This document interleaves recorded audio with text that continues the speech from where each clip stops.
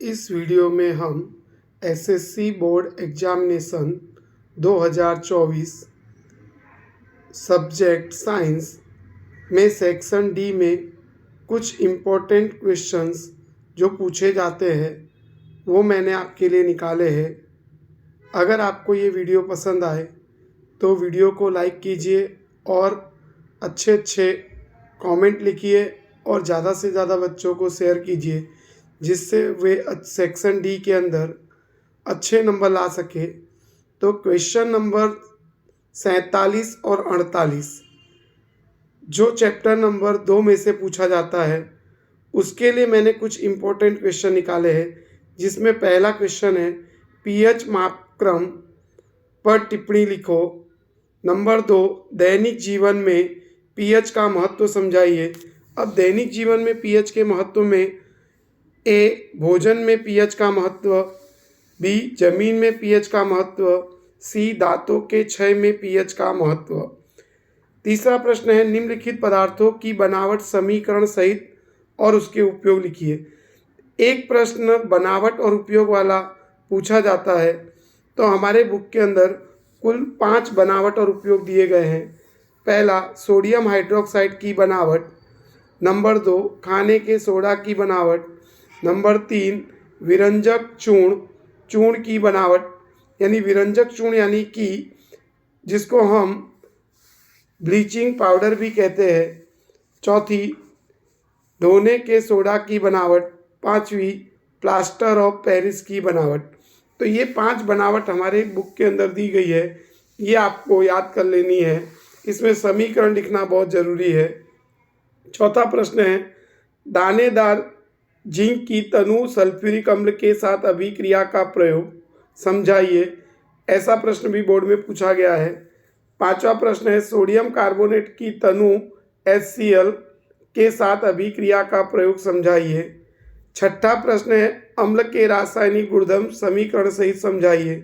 सातवां है क्षारक के रासायनिक गुणधर्म समीकरण सहित समझाइए। तो बोर्ड की एग्जाम में जो सेक्शन डी में 47वां 48वां प्रश्न पूछा जाता है वो चैप्टर नंबर 2 में से पूछा जाता है। तो उसके अंदर ये जो इम्पोर्टेंट क्वेश्चंस हैं वो मैंने आपके लिए निकाले हैं, जिसमें मेरे हिसाब से मोस्ट इम्पोर्टेंट क्वेश्चन में आएगा पीएच मापक्रम और दैनिक जीवन में पीएच का महत्व समझाइए। उसमें भोजन में पाचन का महत्व, जमीन में पीएच का महत्व और दांतों के क्षय में पीएच का महत्व, और बनावट और उपयोग का एक प्रश्न जरूर पूछा जाता है। और दानेदार जिंक की तनु सल्फ्यूरिक अम्ल के साथ अभिक्रिया का प्रयोग बोर्ड में पूछा गया है।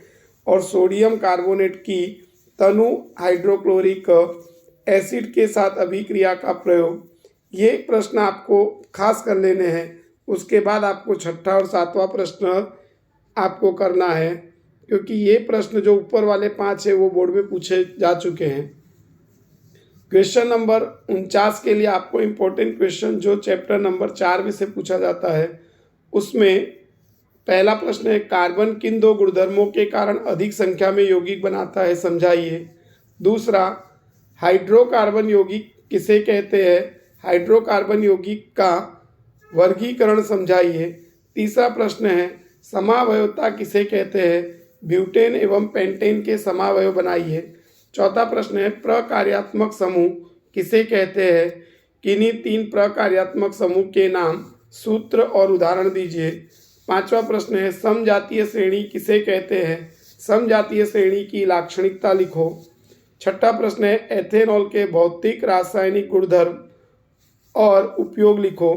सातवां प्रश्न है एथेनोइक अम्ल के भौतिक रासायनिक गुणधर्म और उपयोग लिखो। आठवां प्रश्न है साबुन और अपमार्जक की सफाई विधि समझाइए। तो ये चैप्टर नंबर 4 में से कुछ इम्पोर्टेंट क्वेश्चन है, जिसमें मेरे हिसाब से मोस्ट इम्पोर्टेंट क्वेश्चन है साबुन और अपमार्जक की सफाई विधि समझाइए। और समावयवता किसे कहते हैं, ब्यूटेन और पेंटेन के समावयव बनाइए। प्रकार्यात्मक समूह किसे कहते हैं, किन्हीं 3 प्रकार्यात्मक समूह के नाम, सूत्र और उदाहरण दीजिए। ये इस चैप्टर के मोस्ट इम्पोर्टेंट क्वेश्चंस हैं। क्वेश्चन नंबर 50 और 51 के लिए आपको इम्पोर्टेंट क्वेश्चन जो है वो चैप्टर नंबर 5 में से पूछे जाते हैं, जिसमें आपको पहला प्रश्न जैव प्रक्रम किसे कहते हैं, उदाहरण देकर समझाइए। दूसरा, मनुष्य का पाचन तंत्र आकृति बनाकर समझाइए। तीसरा, मनुष्य के पाचन तंत्र की आकृति बनाकर पाचन क्रिया समझाइए। चौथा प्रश्न, मनुष्य का श्वसन तंत्र आकृति बनाकर समझाइए। पांचवा प्रश्न, मनुष्य के हृदय की आकृति बनाकर रचना समझाइए। छठा प्रश्न, मनुष्य के हृदय की आकृति बनाकर रुधिर का वहन समझाइए। सातवां प्रश्न है, मनुष्य का उत्सर्जन तंत्र आकृति बनाकर समझाइए। आठवां प्रश्न है, श्वसन किसे कहते हैं, श्वसन के प्रकार समीकरण सहित समझाइए। नौवां प्रश्न है अमीबा नौवां प्रश्न है पोषण किसे कहते हैं, पोषण के प्रकार समझाइए। 10वां प्रश्न है अमीबा में पोषण आकृति बनाकर समझाइए। 11वां प्रश्न है विक्राणु यानी नेफ्रॉन की रचना आकृति बनाकर समझाइए। 12वां प्रश्न है विक्राणु नेफ्रॉन की रचना की आकृति बनाकर मूत्र निर्माण की क्रिया समझाइए। तो यहाँ पर ये चैप्टर नंबर 5 में से कुछ मैंने इंपॉर्टेंट क्वेश्चन निकाले हैं, जिसमें आपको पाचन तंत्र, श्वसन तंत्र, उत्सर्जन तंत्र, ये 3 तंत्र में से एक तंत्र जरूर पूछा जाता है। और मनुष्य के हृदय की आकृति बनाकर रुधिर का वहन समझाइए और अमीबा में पोषण आकृति बनाकर समझाइए। ये इस चैप्टर के मोस्ट इम्पॉर्टेंट क्वेश्चंस है जो आपको याद करने चाहिए। क्वेश्चन नंबर 52 के लिए इम्पोर्टेंट क्वेश्चन जो चैप्टर नंबर 10 में से पूछा जाता है। तो पहला प्रश्न है मानव नेत्र की आकृति बनाकर रचना समझाइए।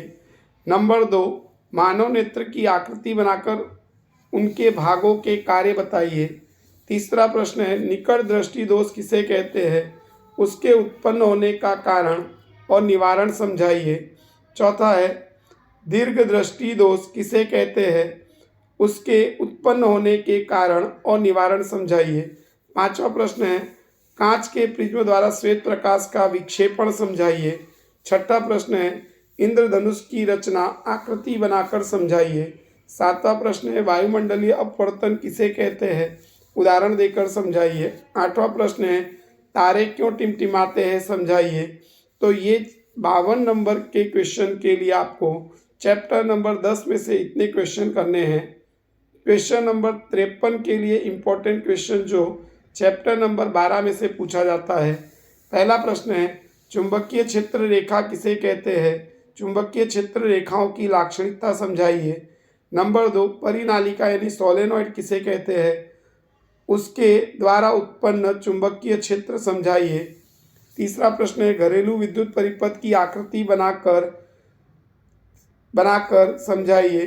चौथा प्रश्न है लघु पथन यानी कि शॉर्ट सर्किट और अति भारण समझाइए। पांचवा प्रश्न है फ्यूज पर टिप्पणी लिखो।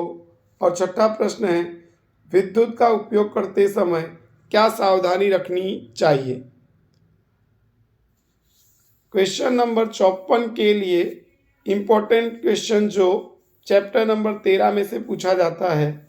तो यहाँ पर पहला प्रश्न है निम्नलिखित पदों की परिभाषा लिखिए। पारितंत्र, आहार श्रृंखला, आहार जाल। नंबर 2, आहार श्रृंखला और आहार जाल उदाहरण सहित समझाइए। तीसरा प्रश्न है पारितंत्र में ऊर्जा का वहन समझाइए। चौथा प्रश्न ओजोन स्तर का स्थान और महत्व बताइए। पांचवा प्रश्न ओजोन स्तर का विघटन समझाइए।